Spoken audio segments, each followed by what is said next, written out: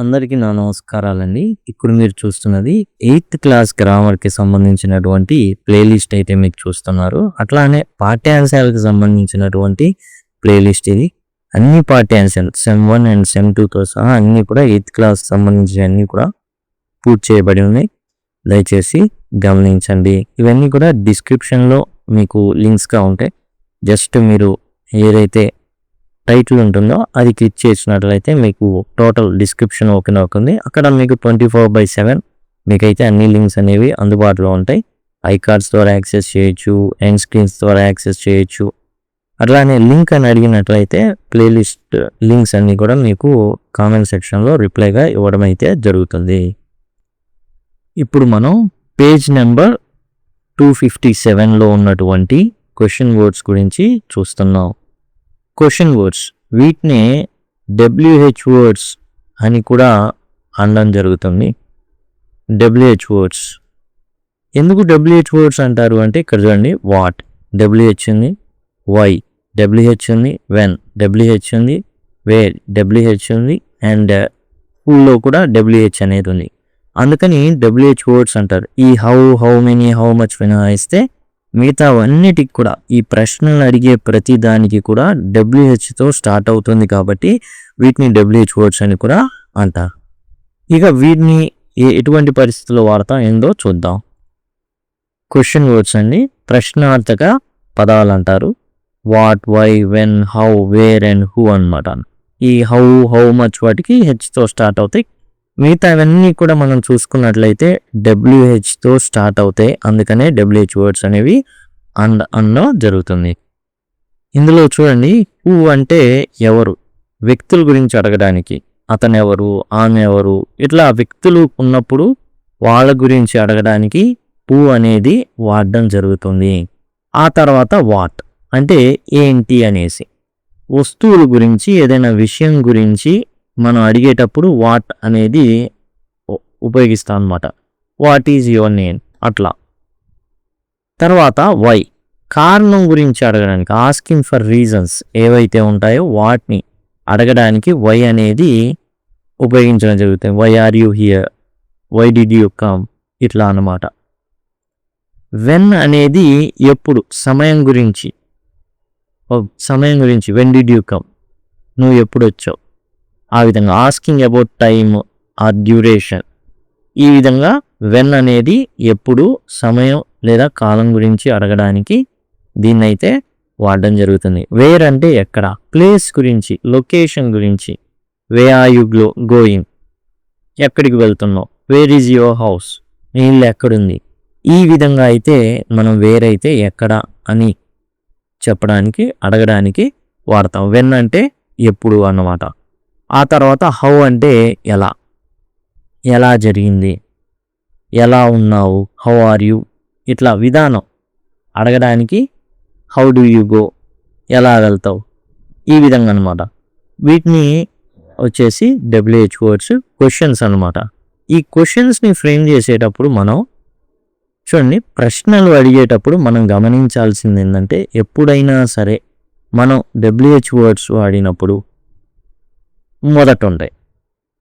అవి వాడినప్పుడు మనం గమనించేది ఏంటంటే జనరల్గా చివరిలో క్వశ్చన్ మార్క్ అనేది వస్తుంది.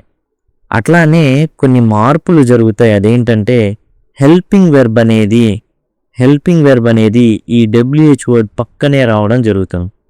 Who is the cleverest character in the story అంటామే కానీ who the cleverest character is in the story అని అనవు. కానీ జనరల్గా మాట్లాడేటప్పుడు ఇలా వాడతాం, కానీ అది తప్పు. కరెక్ట్ ఏంటంటే WH వర్డ్ పక్కనే మనకి ఎప్పుడు కూడా హెల్పింగ్ వెర్బ్ అనేది రావడం జరుగుతుంది. అంతేకాదు వెర్బ్ అనేది హెల్పింగ్ వెర్బ్ మెయిన్ వెర్బ్గా విడిపోతుంది. అది అనేది మనం నెక్స్ట్ డిస్కస్ చేద్దాం. ఇక్కడ మనం ఏం చేస్తున్నాము అంటే ఈ యొక్క ఎప్పుడైతే WH వర్డ్ వాడతామో హెల్పింగ్ వెర్బ్ అనేది పక్కనే ఉంటుంది. ఈ విధంగా ఉండాలి. అండ్ ఎట్ ది ఎండ్ చివర్లో వచ్చేసి క్వశ్చన్ మార్క్ అనేది ఉండాలి. ఈ విధంగా ఉండాలి కరెక్ట్ ఆర్డర్. అంతే తప్ప ఇక్కడ మనం ద క్లెవరెస్ట్ క్యారెక్టర్ ఈజ్ అనేది ఎక్కడో మధ్యలో అయితే ఉండకూడదు, అది తప్పు అవుతుంది.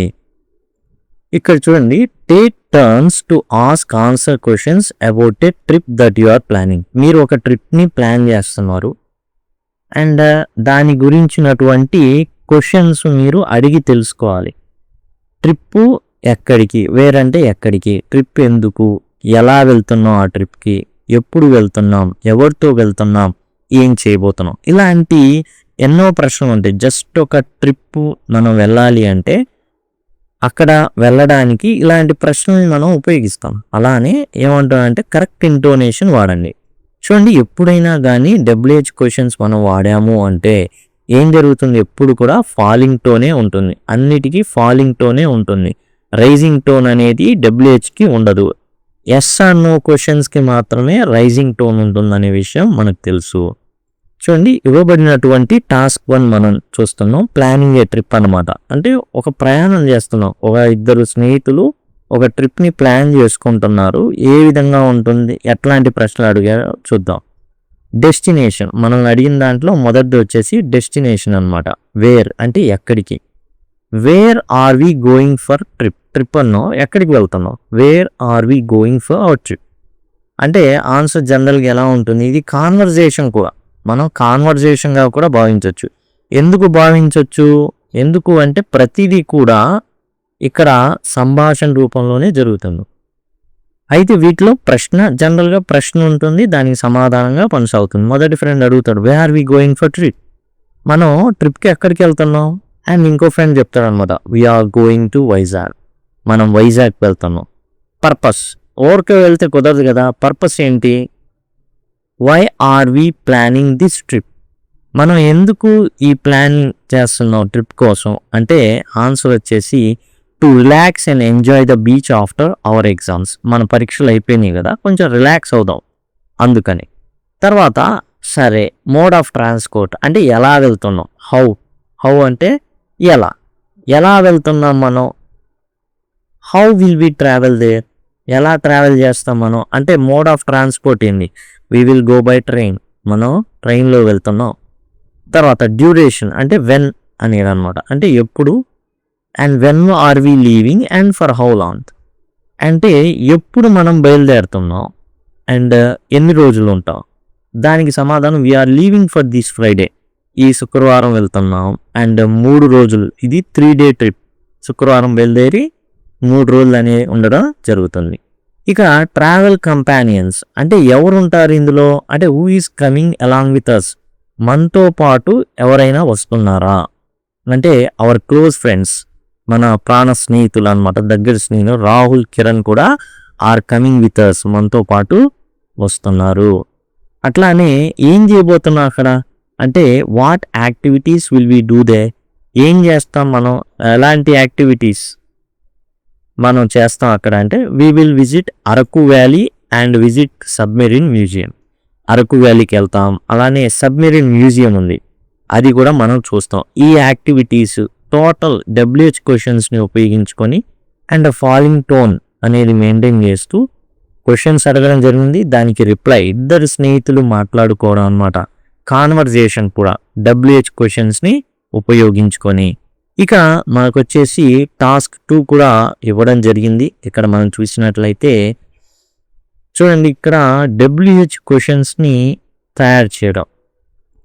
టాస్క్ 2లో కూడా ఇద్దరు ఫ్రెండ్స్ మాట్లాడుకుంటున్నట్టు take turns to ask and answer the questions. ఇద్దరు స్నేహితులు ఏం చేయాలి, మాట్లాడుకోవాలి. జస్ట్ మనం ట్రిప్ గురించి ఇద్దరు స్నేహితులు మాట్లాడుకున్నట్టే ఇక్కడ కూడా చదివినటువంటి విట్టి క్యారెక్టర్ అంటే చాలా తెలివైనటువంటి పాత్రలు అనమాట, ఫోక్ టెల్స్లో, జానపద కథల్లో, వాటి గురించి డిస్కస్ చేయమన్నారు. Use the correct intonation while asking questions. ఇవి ఏం క్వశ్చన్స్, ఇవి డబ్ల్యూహెచ్ క్వశ్చన్స్, అన్నిటికి కూడా ఫాలింగ్ టోనే ఉంటుంది. ఇక్కడ చూడండి, who, do, why, what, when, how, where, ఇవన్నీ కూడా క్వశ్చన్ వర్డ్సే. కాబట్టి వీటికన్నిటికి కూడా ఏముంటుంది అంటే ఫాలింగ్ ఇంటోనేషన్ అయితే ఫాలింగ్ టోన్ అయితే ఉంటుంది. మొదటి ప్రశ్న, the name of the witty character, ఆ తెలివైన పాత్ర గురించి ఎలా అడుగుతాం, who is the witty character you read about, నువ్వు చదివినటువంటి ఆ తెలివైన పాత్ర ఎలా ఫ్రేమ్ చేసాం, డబ్ల్యూహెచ్ వర్డ్స్ ఫ్రేమ్ ఎలా జరిగింది ఇక్కడ అంటే నేమ్ ఆఫ్ ద బిట్టి క్యారెక్టర్ అనుకోండి. ఏంటంటే సింపుల్గా ఇక్కడ హూ అనేది ప్లేస్ చేయమన్నారు. ఇక్కడ బ్రాకెట్లో ఇచ్చారు కదా, అదే who is the witty character. ఇంకొంచెం యాడ్ చేసింది ఏంటంటే యూ రెడ్ అబౌట్, నువ్వు చదివినటువంటి ఆ తెలివైన పాత్ర ఎవరు. The witty character is Tenali Ramakrishna. ఇంకో ఫ్రెండ్ రిప్లై ఇస్తున్నాడు అనమాట, ఆ తెలివైన పాత్ర ఎవరంటే Tenali Ramakrishna. Next question, the reason for her his wit being important in the story, why వాడారు. చూడండి ఇక్కడ మనం చూసుకున్నట్లయితే వై వాడ, ఎందుకు ఆ పాత్ర అనేది ముఖ్యమైనది అనేదన్నమాట. ఇక్కడ మనం చూసుకున్నట్లయితే ద రీజన్ అనేది ఉన్నప్పుడల్లా మనం రీజన్ కావాలంటే వై, ఎందుకు అన్నాము అంటే రీజన్ కావాలి. వై ఈజ్ ఎప్పుడు డబ్ల్యూహెచ్ క్వశ్చన్స్ స్టార్టింగ్లోనే వస్తాయండి. తర్వాత యాజ్ పర్ ది టెన్స్ ప్రకారం మనం హెల్పింగ్ వెర్బ్ అనేది పెట్టుకోవాలి. మనం ముందే చెప్పుకున్నాం, డబ్ల్యూహెచ్ వర్డ్స్ పక్కనే ఏమొస్తుంది, హెల్పింగ్ వెర్బ్ వస్తుంది. Why is his wit being ఇక్కడ వాడడం, ఎందుకంటే అవసరం లేదు కాబట్టి. Why is his wit important in the story question. Why is his wit important in the story. Her ఉండదు, ఎందుకు ఉండదు అంటే తెనాలి రామకృష్ణుడు వారు హీ కాబట్టి, అతడు కాబట్టి హర్తో ప్రమేయం లేదు. ఇప్పుడు డబ్ల్యూహెచ్ వర్డ్ వై పెట్టమన్నారు కాబట్టి వై పెట్టాం. అండ్ వై తర్వాత మనకి హెల్పింగ్ వెర్బ్ వస్తుందని తెలుసు కాబట్టి ఈజ్ పెట్టాం. ఇక్కడ ఇచ్చిన his wit important in the story రాశాం. Why is his wit important in the story, ఎందుకంటే his wit is important because he saves the kingdom from troubles and makes the king laugh. ఆ రాజ్యానికి వచ్చేటట్టు ఇబ్బందులన్నిటినీ కూడా ఇతనే పక్కకు తప్పిస్తూ ఉంటాడు అండ్ రాజుగారికి నవ్వు తెప్పిస్తూ ఉంటాడు కాబట్టి అతని యొక్క చాతుర్యం అనేది చాలా చాలా చాలా ఇంపార్టెంట్. తర్వాత వాట్ ఉపయోగించమన్నారు. చూడండి, the most famous trick or clever idea he used. ఇక్కడ షీ అనవసరం, ఎందుకనంటే అతను హీ కాబట్టి. ఇప్పుడు వాట్ వాడమన్నారు కాబట్టి వాట్ వాడతాం. వాటి తర్వాత ఏం పెడతాం, ఈజ్ పెడతాం. What is the most famous trick he used, or what is the most famous trick or clever idea he used question mark చివర్లో. అదేగా ఇక్కడ ఉంది, what is the most famous trick he used or clever idea కూడా వాడుకోవచ్చు. ఇక్కడ what is the most famous trick or clever idea he used, ఏం వాడాడు, trick అంటే చదివిన దాంట్లో the most famous trick was teaching a lesson to thieves by pretending to hide gold in is well. ఈ కథ ఏంటంటే జనరల్గా మూడు పిల్లలు మాట్లాడుకుంటుంటారు అండ్ దొంగలు వస్తారు. అందుకని ఏం చేస్తారంటే అరే దొంగలు వస్తారు, మనం ఏం చేద్దామంటే ఇవన్నీ టోటల్ ఏవైతే మన దగ్గర ఉన్నాయో నగలు ఆభరణాలు పెట్టెలో పెట్టేసి బావిలో వేద్దామని చెప్తారు. వీళ్ళంతే బావిలో ఏం చేస్తారు, అందులో పెద్ద పెద్ద రాళ్ళు ఈ పెట్టెలో పెట్టేసి బావిలో దించేస్తారు. దొంగలు ఏం చేస్తారు, మన పని చాలా సులభం చేశారు కాబట్టి ఏం చేస్తారంటే వీళ్ళు బావిలో నుండి నీళ్లు తోడేస్తే మనం ఈజీగా ఆ పెట్టె తీసేసుకోవచ్చు అనేసి బావిలో నీళ్లు తోడి ఏం చేస్తారంటే మొక్కలకు పోస్తారనమాట. పారేయాలి కదా, మొక్కలకు పోసి చివరికి రావడం పెట్టెని తీస్తే చివరికి ఏముంటుంది, సింపుల్గా రాళ్ళు ఉంటాయి. అట్లా చాలా తెలివిగా తెనాలి రామకృష్ణ వారు తనను తాను దొంగల బారి నుంచి కాపాడుకోవడం అయితే జరుగుతుందన్నమాట, వాళ్ళ వైఫ్ని కూడా. ఇక the time period or setting of the folk tale or story when అన్నారు. అండ్ ఇక్కడ మనం చూసుకున్నట్లయితే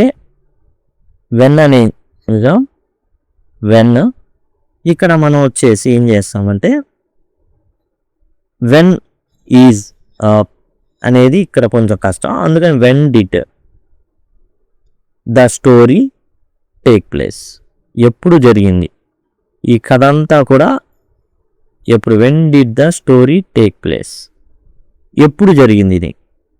the story took place during 16th century during the rule of emperor Sri Krishnadevaraya. ఇది 16వ శతాబ్దంలో జరిగింది. ఎప్పుడంటే శ్రీకృష్ణదేవరాయలు గారి యొక్క సమయంలో ఈ కథ అయితే జరిగింది. తర్వాత the way she or he used her is intelligence to solve a problem. ఇక్కడ షీ యొక్క ప్రస్తావన అవసరం లేదు, హర్ యొక్క ప్రస్తావన అవసరం లేదు. ఎలా అంటే